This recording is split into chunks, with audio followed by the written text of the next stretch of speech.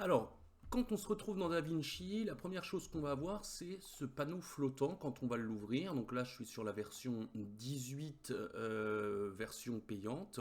Ce sera exactement pareil avec la version gratuite. Il se peut ou pas que vous ayez en arrière-plan tout simplement l'interface DaVinci, mais ça, il se peut que vous ne l'ayez pas, mais peu d'importance.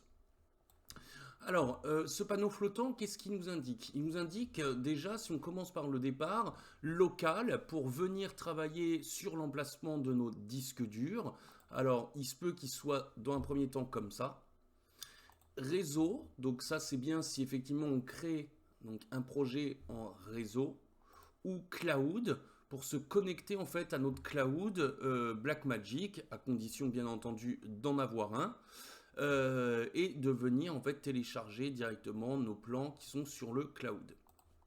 Donc ici, si on se paramètre en local, bien entendu, on va venir paramétrer donc tout ce qu'on va créer au sein de nos disques durs. Maintenant, il faut faire attention parce que nos disques durs, ici, on va avoir tendance à vouloir effectivement créer plusieurs projets, plusieurs caches, et effectivement, il va falloir les sélectionner. Il faut les sélectionner, pourquoi? Parce que le problème, c'est que par défaut, ils vont se mettre sur le disque dur C, donc certainement sur votre SSD, alors qu'il faudrait choisir un disque de stockage, parce qu'effectivement, sinon, ça va vraiment bourrer votre SSD. Donc pour ça, on va venir un petit peu switcher ici pour venir faire apparaître le fameux local database. Ici, on a toujours des recherches rapides par tri, de même pour ici. Et ici, je regarde local database. Si je regarde ici le détail, je peux faire ouvrir à l'emplacement du fichier. Et ici, on voit bien que c'est reparti à la racine de mon SSD.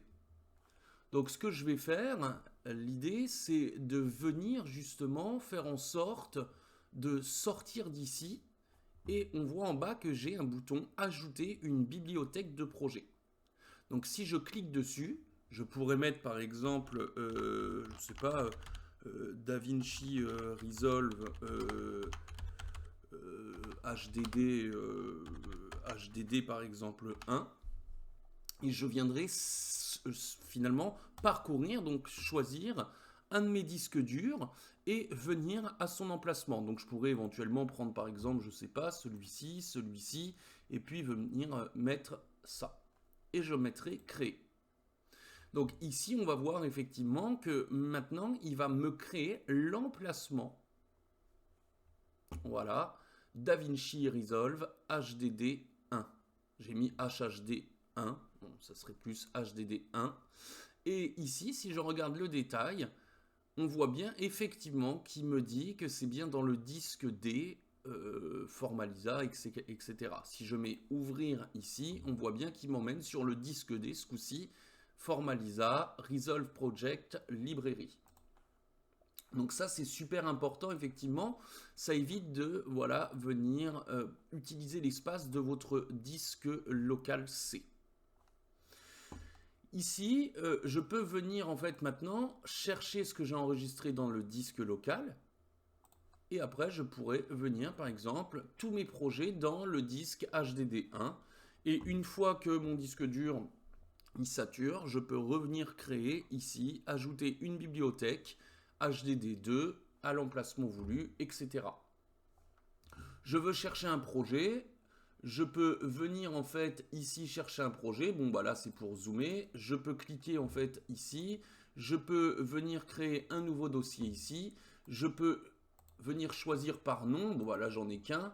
Par date de modification, etc. Je peux les mettre comme ça. Je peux les mettre en fait en liste, etc.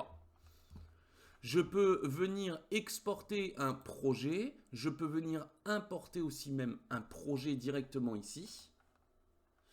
Et l'idée maintenant, c'est de venir créer un nouveau projet.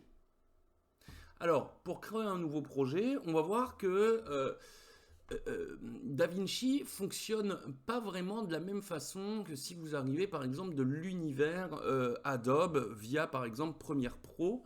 Il va falloir effectivement différencier toutes ces choses.